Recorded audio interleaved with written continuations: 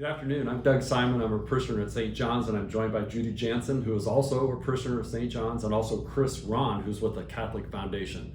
We've had the opportunity to engage with Chris and the Catholic Foundation over the last several months as we've had our capital campaign. Each one of us had some specific examples of things that we needed help with, and so we'd like to talk about that a little bit today. We personally, my wife Nicole and I have gone through an estate planning scenario, and there's some things Chris could help us with even subsequent to that plan, and there are some things that Judy's done, so I'd like to let Judy talk about how she's actually engaged with Chris and the foundation. Okay, well, what I started out was when I discerned what we were going to do with the capital campaign, I thought, well, what can I do with this? And so I made up the mind how much I was going to do, and then I contacted my Edward Jones financial advisor and said, where's the best place for me to do this for the best tax benefits? And so he contacted the Catholic Foundation, Chris Ron and his staff, and we determined what was the best for me to do the money, and they made a smooth transition. The money went right over, and I really didn't have to do anything. That was great. We had other people contact us, at the church office, and we were trying to figure out how do we do some different non-traditional assets like Bitcoin or grain or cattle, other equities. And so we reached out to Chris, and then he really helped us understand what they do over there. So Chris, we'll turn it over to you, and you can give us some more insights. Okay, so the Catholic Foundation simply exists to help people be charitable to the church. And so when we're talking about St. John's Parish, people can give all types of gifts. We've got a long list of gift types that people can give. A lot of times it's appreciated stock, shares of mutual funds. If you're a farmer, you can donate grain. You could donate a used tractor, depreciated farm equipment, that kind of thing. There's a long list of things we can take, and people don't realize, the extent of that list. So we typically we do a lot of what we call pass-through gifts. So people can give us a gift, it'll come to the foundation, we'll liquidate it at fair market value and send it right through to St. John's. 100% value, we don't keep any of that.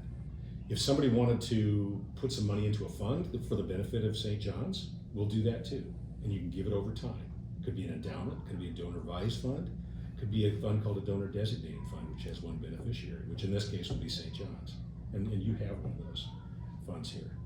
Does the foundation have the endowment fund? Is that where the St. John's Endowment Fund is? We manage it. We manage an endowment fund for you. The church fund and the school fund, both of those are managed by the foundation. Right. Foundation. One of the most attractive gifts that we take from people, particularly if they're retirement age, is qualified charitable distributions from an IRA or a retirement account.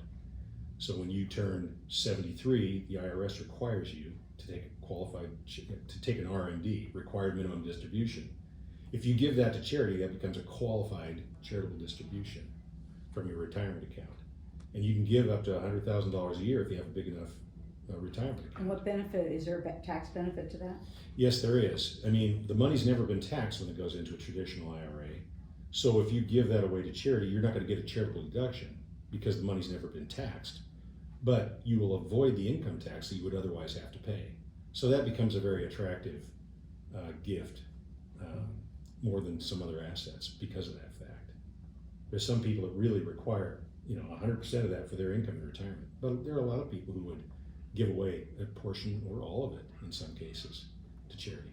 So we deal with a lot of those.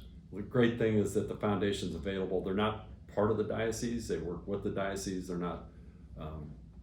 They're basically independent. They're willing to give you advice that's for free, but it's also confidential, and it helps you explore things that if you're going to do something with an attorney, you reach out to Chris and his group, and they can help you with some different ideas, which is very, very beneficial. We like to collaborate with people's advisors like we did with yours. Mm-hmm. I mean, we just simply we exist to help people be charitable. The only way we make any money is when we manage some money in a fund, because we have to charge for money management, but we do it at a very competitive rate. But we're large enough that we have plenty of income to run our group, and so we're just here to help. Here to help. You're not going to sell anybody any products. It's really That's right. We have no agenda for what people want to give to. We can talk about a lot of things with people, and they can end up saying, no, I don't want to do anything, and that's fine. We're just here to help people explore the opportunities, help them figure out how they can be charitable to St. John's Church in this case. And we don't care what they do.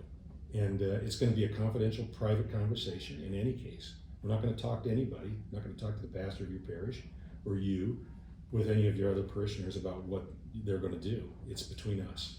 We function like a private advisor. So how do they get a hold of you? They can call us at 402-488-2142, or they can contact us at catholicgift.org. Well, thanks for joining us this afternoon, Chris. Thank you, Judy. We really appreciate it. Thank you. Reach out.